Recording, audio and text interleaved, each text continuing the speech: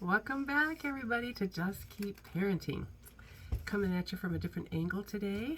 My students in the classroom are using my tripod, so Plan B always works. Grateful for Plan B most of the time in my life. Thank you for joining us today. We're going to talk about disabilities today.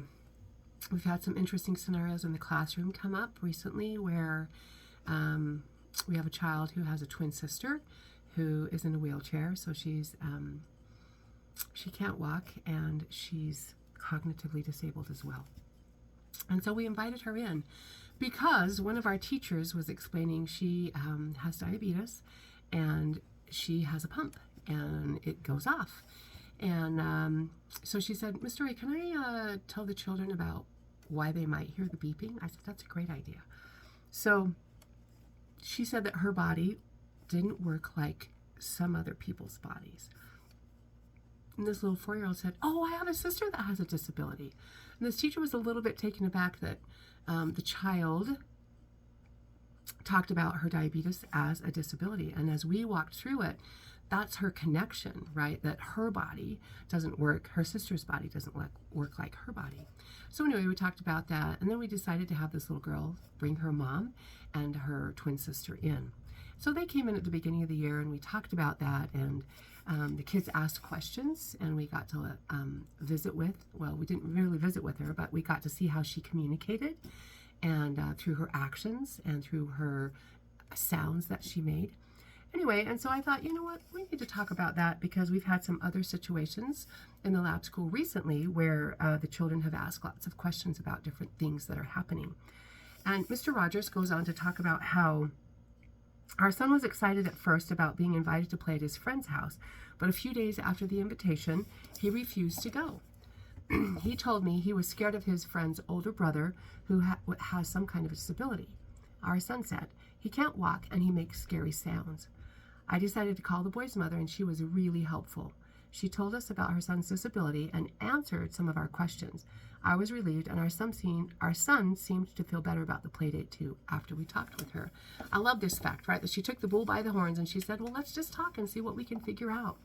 And so Mr. Rogers talks a lot about just helping, right? Helping our children feel comfortable with people who have disabilities begins with helping our children feel good about their own uniqueness, right? We all are different and we're all kind of the same as well. When we show them that we love them for who they are, regardless of what they can or cannot do, they're more likely to grow up and be adults who accept others just as they are.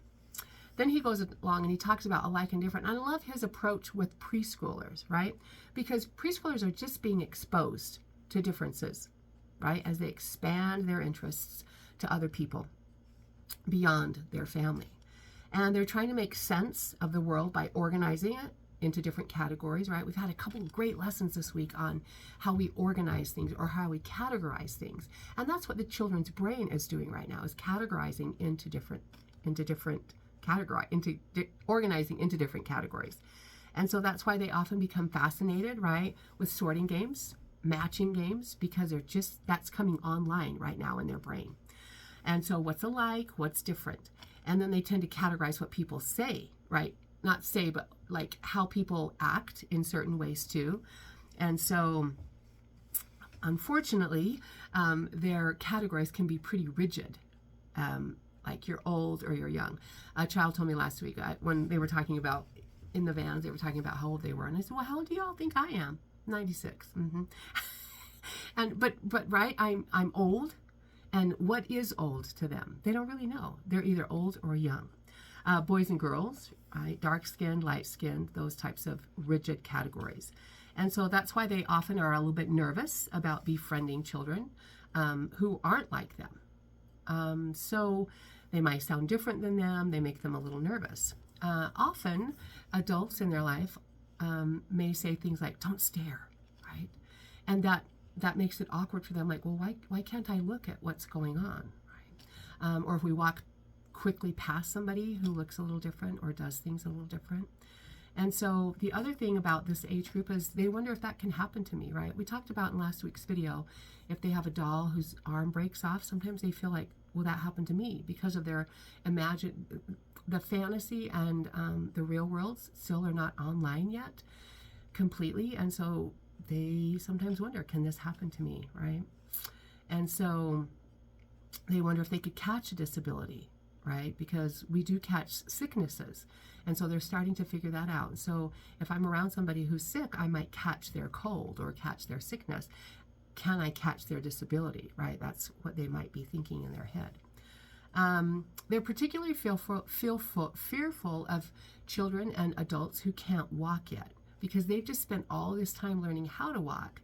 And so if I see somebody that doesn't know how to walk or can't walk, am I going to get to that point where I can't walk either, right? So it doesn't make a whole lot of sense to us as adults whose brain is online, and we understand that. But those little ones that are just starting to figure it out, it's hard for them, and so it becomes fearful. Sometimes they have an odd understanding of just good and bad, right? Things in my life are good or things in my life are bad. And so sometimes if they see somebody that's blind, they're like, oh, they must have seen something that was bad, or they heard something that was bad, and so they're deaf now. So that's how rigid their thinking is at this point. And so if the adults in their life can help them figure out, nope, that's not how that happens, right? And so if we can help them with their concerns, helping them to talk about it. Mom, how come that person is deaf, right? Teacher, how come that person can't walk? And we can talk about that. Asking and openly talking about differences helps children get beyond their fears so that they can feel more comfortable with people who do have disabilities. As unique as we all are, we're so similar in what we do, and helping the children figure that out is number one on our list. The other thing that Mr. Rogers talks about is an old Quaker saying where it says, attitudes are caught, not taught. Right? And so children are watching us as we model, right? As we are an example to them. And so children are taking their cues, right, from the adults in their life. By the way we adults greet people, talk with them, and talk about them afterwards, children learn from our example. So because of the misconceptions and fears that young children have about disabilities, right, parents and caregivers need to encourage their children to ask questions. But parents need to be listeners too.